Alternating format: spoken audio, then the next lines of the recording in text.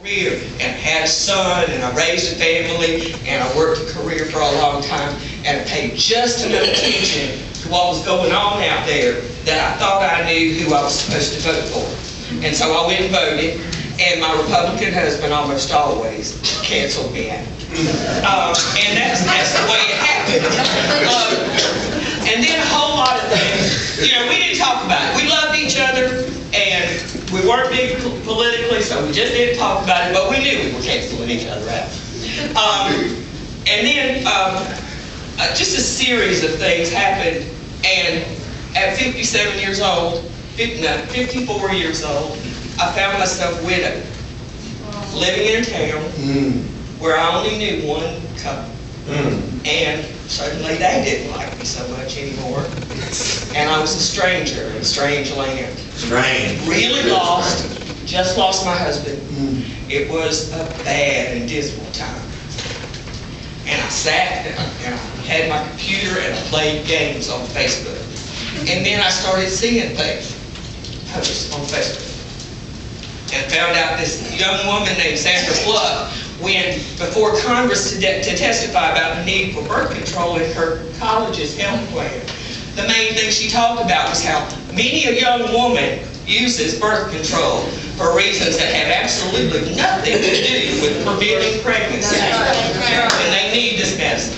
Well, I'll make the long story short. Mr. Rush Limbaugh decided that Sandra was fair game. He called her a slut. He talked about how she was having so much sex that she required other folks to pay for her birth control. He even said, if you want us to pay for your birth control, Miss Fluck, we think you need to take your sexual exploits so we can enjoy it. And that's something. That being said that on the radio, this woman got mad. This woman got mad, and that spirit of activism that was born in me and watching a child,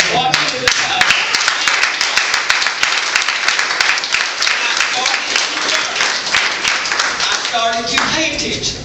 And what I found out, folks, is that all those years when I wasn't paying attention, they were sneaking some horrible stuff. Oh, yeah. Right. There was some terrible things happening, and I found out that there was this system that had been designed to take our young black men out of the schools and straight into the for-profit prisons. Say so.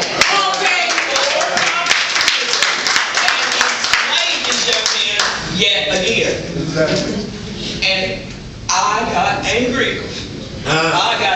Yes. And then I started hearing about stand your ground law. Yes. A young man named Trayvon Martin. Come on. Then a young man named Jordan Davis. Come on. I met Jordan's mom. She lives in Atlanta. Now I cannot tell you what it's like to be a black mother who has to tell her son to be careful about this. I can't tell you that, but I'm a mother. Come on. And I can tell you that I can't imagine having to tell my child, you be careful and don't go back. Somebody might hurt you, son. I can't imagine. So, one of our fine senators introduced a bill this last session to overturn the stand your ground law in Georgia. Because we don't need it. It's never been against the law to defend yourself. That's right. Modern day.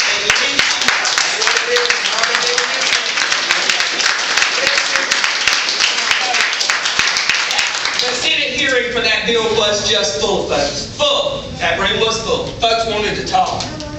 And the senator, who was the chairman of the committee, Jesse Stone, shut it down. He didn't hear nobody. He killed it right in the middle of the committee.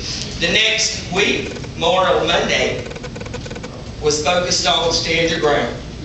There was a big protest out in front of the Capitol, and 24 of us walked to Senator Jesse Stone's office and refused to leave until he came out to talk to us about this issue. And of course he didn't. He cowered in his back office with the excuse that he only had 2 chairs in there. So, and we stood and we sang. And we sang. And a great big old Capitol Guard came in there and thought he was going to shut us up. He hollered at us, shut up, shut up, shut up. were singing, and Reverend McDonald was leading us, and he kept right on singing.